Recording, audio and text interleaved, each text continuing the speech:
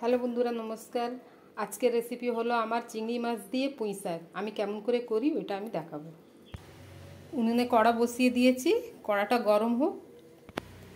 আমার কড়াটা গরম হয়ে গেছে, দিয়ে দেবো সর্ষের তেল। তেলটা গরম হয়ে গেছে, আমি চিংড়ি মাছটা ভেজে তুলে নেব। চিংড়ি মাছটা আমার বড় বড় ছিল বলে আমি দুভাগ করে নিয়েছি, মাঝখান থেকে কেটে। দিয়ে দেবো অল্প হলুদ তেলে, আর দিয়ে রাখবো 5 ফোড়ন। দিয়ে দেবো সবজিগুলো।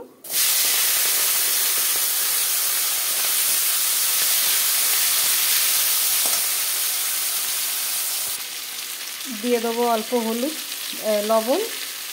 এবার দিলাম হলুদ।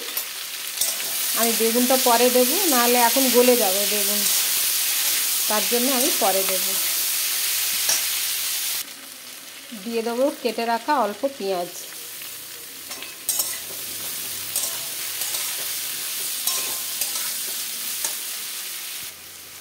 দিয়ে দেবো কেটে রাখা বেগুন। বেগুন দিয়ে আরও আমি নাড়াচাড়া করব।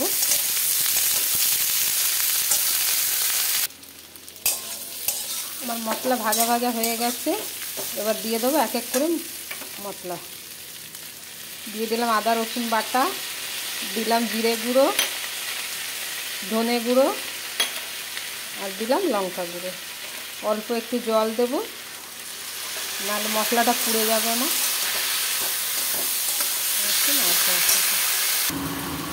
আমার সবজিতে মশলা কষানো হয়ে গেছে। দিয়ে দেবো এবার শাকটা কেটে রাখা, আর একটু নাড়াচাড়া করবো।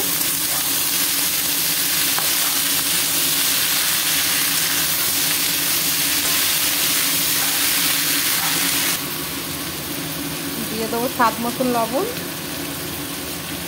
আর দেবো অল্প চিনি। আমি জল এখন দেব না, গ্যাসের আঁচটা একদম কমিয়ে রেখে ঢাকনা দিয়ে আমি ঢেকে ঢেকে সেদ্ধ করব। যদি লাগে তাহলে আমি পরে জল দেবো, এখন না।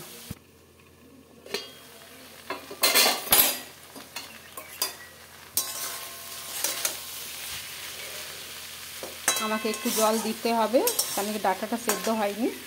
আমি এই ছোটো বাটি 1 বাটি জল দিচ্ছি।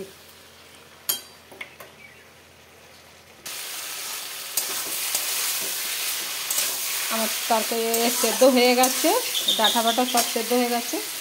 দিয়ে দিলাম চিংড়ি মাছ। চিংড়ি মাছ দিয়ে অল্প একটু জল দেব। জল দিয়ে 5 মিনিটের মতন,